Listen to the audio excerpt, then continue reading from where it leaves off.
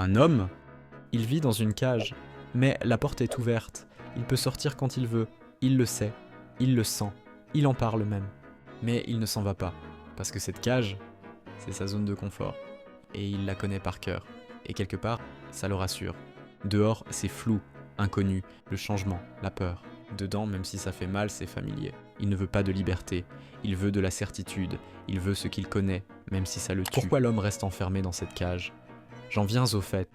Pourquoi on retourne encore et encore vers ce qui nous détruit ?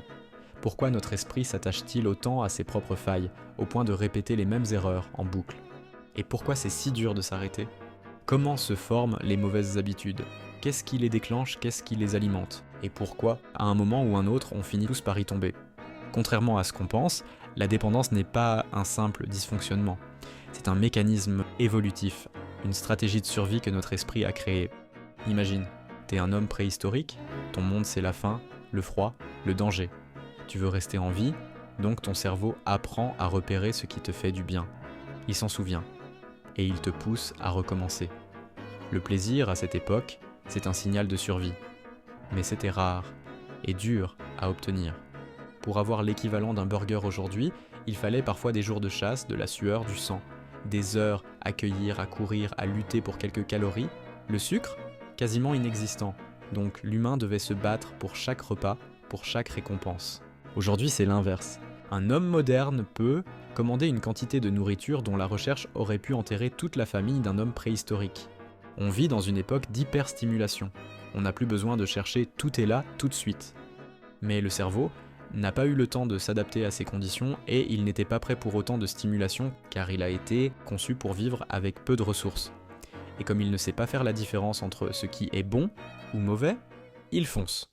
Son seul objectif, c'est le plaisir, peu importe le prix. C'est pour ça qu'on en veut toujours plus.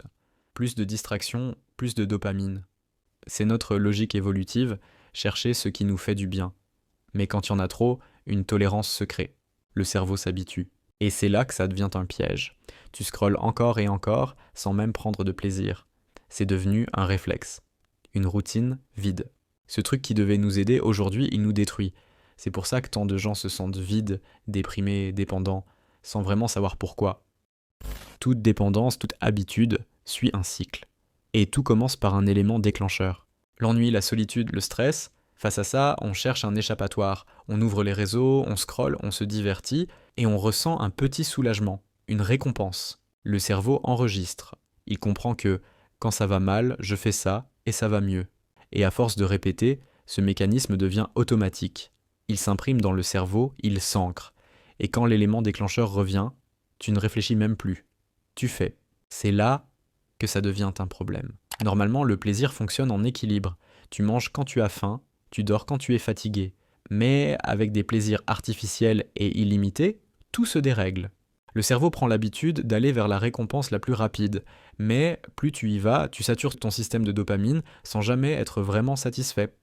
Les dépendances modernes, les écrans, le porno, les paris en ligne, des montées express de dopamine, instantanées, mais artificielles. Car ces habitudes ne s'appuient pas sur les besoins réels du corps, mais sur une stimulation forcée. Elles te vident, littéralement, elles pompent tes neurotransmetteurs puis te laissent sans énergie. Mais les bonnes habitudes se forment de la même manière, mais elles fonctionnent différemment. Elles ne vont pas contre le cerveau, elles agissent avec lui. Prenons le sport. C'est difficile au départ, mais ça renforce le corps et libère des endorphines, ces fameuses hormones du bien-être. Souvent, les bonnes habitudes passent par une forme de stress contrôlé. On appelle ça l'hormèse. Une douche froide, stress. Mais elle stimule ton système immunitaire. Voyager, apprendre, sortir de ta zone de confort, c'est exigeant. Mais ça crée de nouveaux neurones et ça stabilise le mental. C'est pour ça que les mauvaises habitudes reposent souvent sur des comportements destructeurs, alors que les bonnes habitudes te tirent vers le haut, physiquement et mentalement. Mais si ton mode de vie est tourné vers l'amélioration, alors même les mauvaises habitudes perdent de leur pouvoir. Un coca après le sport, un burger entre potes de temps en temps, c'est pas ça le problème. Le vrai danger, c'est le déséquilibre, trop souvent sans conscience. La dépendance n'est pas toujours la même. Elle existe sous deux formes, physique et psychologique. La dépendance physique commence au moment où le corps est poussé au-delà de ses limites naturelles. On le force avec une substance. Le système se dérègle, et très vite le corps s'adapte. à fonctionner avec. Il coupe ses propres mécanismes. Et dès qu'il n'a plus sa dose, il panique. Pas par caprice, par survie. Ce n'est plus juste un trip, c'est un déséquilibre chimique. Et ça ne concerne pas que les drogues dures. Même la caféine agit de cette façon. Le café bloque la fatigue, donc le cerveau s'adapte. Il compense. Il rend ses récepteurs encore plus sensibles. Alors quand tu arrêtes, tu t'écrases. Fatigue, irritabilité, le temps que tout revienne à la normale. Plus l'effet est fort, plus la dépendance l'est aussi. Mais si la dépendance physique touche le corps, la dépendance psychologique, elle, touche l'esprit. Là, il ne s'agit plus de molécules, mais de combler un vide. Un besoin de fuir la solitude, l'apathie, l'insécurité, un besoin d'aller mieux à tout prix. Et plus ce vide est grand, plus le terrain est fragile. Certains ne boivent pas du café pour le goût, mais pour se sentir sociable, confiant, à la hauteur. Sans ça, ils n'osent même pas sortir. Avec le temps, le corps retrouve son équilibre, mais l'attachement psychologique, lui, persiste.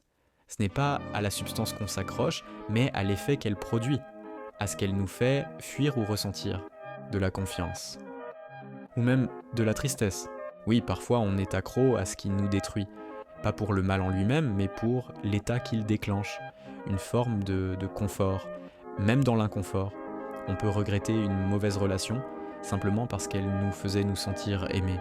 On peut s'accrocher à l'anxiété parce qu'elle nous donne l'illusion de contrôler l'avenir. Certains deviennent dépendants à la souffrance, à l'attention qu'elle attire, parce qu'au fond, c'est là qu'ils se sentent le plus en sécurité.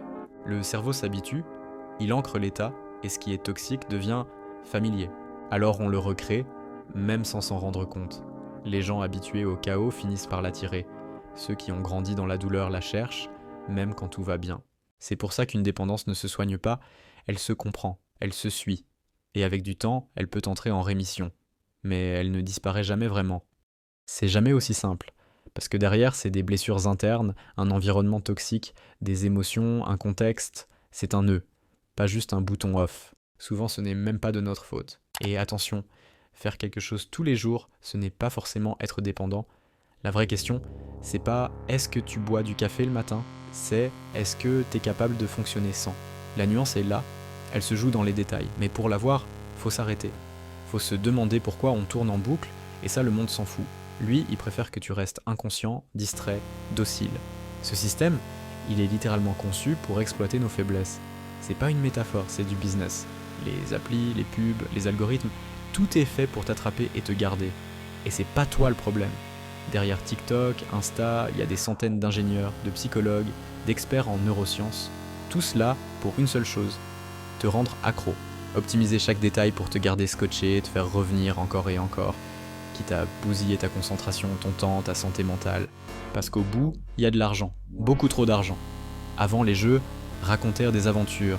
Maintenant, ils bouffent ton temps.